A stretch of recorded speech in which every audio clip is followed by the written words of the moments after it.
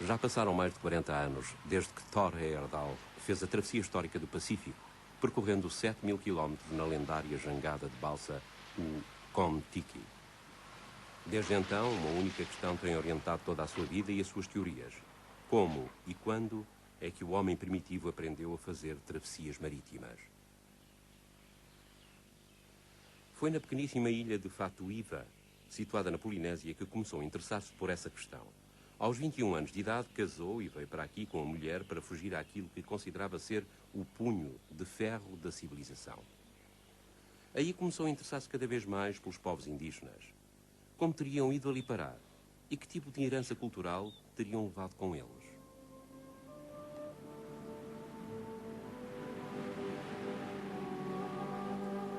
Após a viagem do Kon-Tiki, essa questão levou-o para leste, em primeiro lugar para o Atlântico, que atravessou num barco de juncos em 1970. Em seguida, dirigiu-se uma vez mais para leste, desta vez até ao berço da civilização, onde construiu o maior de todos os seus barcos de junco, nas margens do Tigre. Sempre que empreendia novas viagens, propunha-se descobrir onde os primeiros navegadores teriam conseguido chegar com as embarcações de que dispunham. Norman Baker acompanhou Thor Heyerdahl em nada menos do que 3 expedições. Perguntei-lhe se considerava que Thor tinha mudado para sempre a nossa percepção da navegação marítima primitiva. Thor Heyerdahl, during his lifetime, has changed our perceptions of this planet permanently? Oh, I think that is without a doubt the fact. Thor has the greatest field experience of any anthropologist in the world today. And all of his logic just simply fits in. Everything that he thinks may have occurred has backing for it. And he has the field experience, the eyewitness of areas and artifacts that back it up. He's been accused of forming the theory and then going out to find the evidence. That isn't true. You see, what Thor does is he first is aware of the evidence. Just simply by being out there, the evidence trickles into his brain, and he stores it, and he remembers it. He's got a vast memory. And then, when he sees that something may have happened, and yet other anthropologists doubt that it could have happened, because after all, Dr. Heyerdahl, this is the years before humankind invented ships. And he said, well, yes, wooden ships. But they had reed boats then, and maybe the reed boats could have crossed the oceans. Or they had balsa log rafts, and maybe the balsa log rafts could have crossed the oceans. And of course, these landlubbers say that's impossible. You can't cross an ocean in a boat made of reeds. Are you silly? And so what he's done is he simply built the ship to test the equipment that was available to the sailors of 5,000 years ago.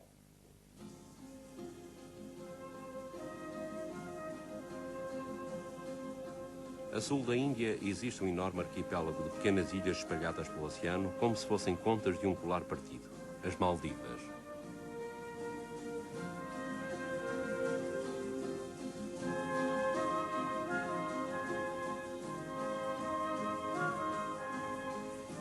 Well, after the Tigris expedition, I got this photograph. Foi esta fotografia, de uma cabeça esculpida, que o trouxe a estas ilhas em 1983, na companhia de outro norueguês, Bjorn Bia. A peça foi retirada do museu para que os 2 investigadores a observassem. Parecia tratar-se da cabeça de um Buda, mas ambos sabiam que as Maldivas eram muçulmanas há mais de 8 séculos.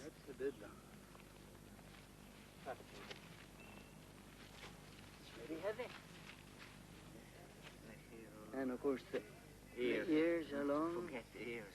Something that Buddha had from his ancestors.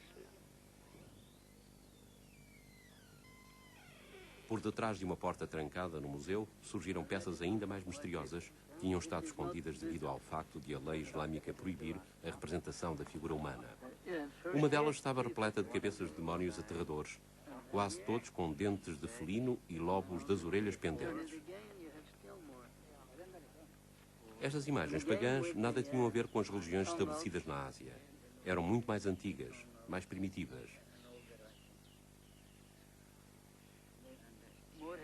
Thor já tinha visto estátuas com lobos das orelhas pendentes em várias partes do mundo. na Ilha da Páscoa, no México e no Vale do Indo. Agora aqui estavam de novo, numa ilha remota do Oceano Índico. Além disso, encontraram ainda outra coisa, um fragmento de uma placa de pedra coberta de hieroglifos. Then there are some signs down here that continue, said broken and major part. Are the hieroglyphics not yet deciphered from the Indus Valley? For instance, the swastika is typical for that civilization. Also, Nesse momento, Thor ficou ciente de que teria de regressar com uma expedição devidamente equipada. Surgiu uma oportunidade no ano seguinte, quando o convidaram a utilizar o navio hospital das Maldivas, o Golden Ray. Um cardume de golfinhos pareceu adivinhar a sua chegada e preparou-lhes um espetáculo de boas-vindas.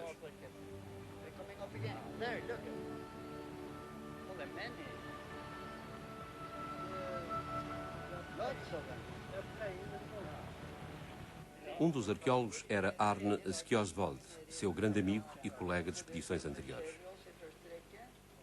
Um historiador local tinha traçado a suposta rota da migração de uma misteriosa raça pré-histórica, os Redin. Segundo a lenda, tinham vindo do norte e foram passando gradualmente de ilha para ilha. Era precisamente o género de história capaz de atrair Thor Heyerdahl, que decidiu alterar os seus planos de rumar à ilha de Nilandu. Dizia-se que antigamente tinha sido ocupada pelos míticos Redin.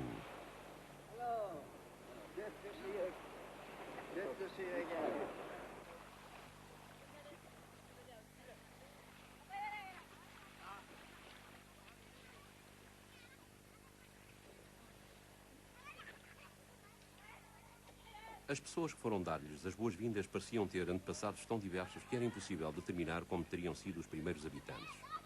Era até altamente provável que todos tivessem sido mortos ou expulsos da região. Quanto à população atual, assim que souberam o objetivo desta invasão inesperada, mostraram-se imediatamente dispostos a revelar fragmentos de pedra esculpida que tinham sido descobertos ao longo dos anos, muitos deles tão misteriosos para os habitantes das ilhas como para os membros da expedição.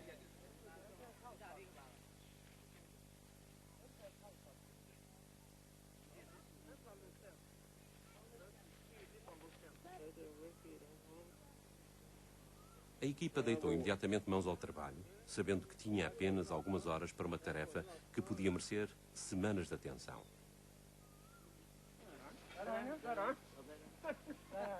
O primeiro objeto a ser desenterrado foi uma escultura em forma de guarda-chuva.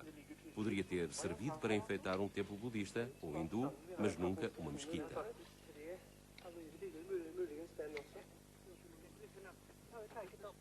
Na mesma trincheira foram encontrados fragmentos de calcário esculpido que pareciam ter sido partidos ao meio. Em breve descobriram porquê.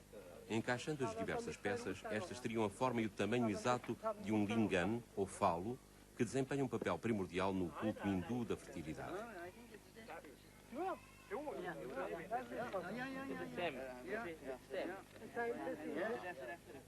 E de facto encaixavam.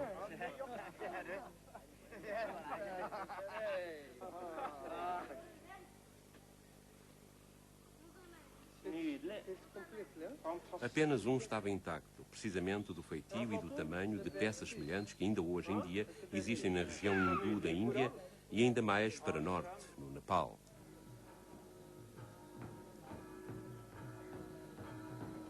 Esta rapariga da falda dos Himalaia, que faz as suas orações sem o menor constrangimento, está a repetir aquilo que em tempos uma outra fez no arquipélago das Maldivas.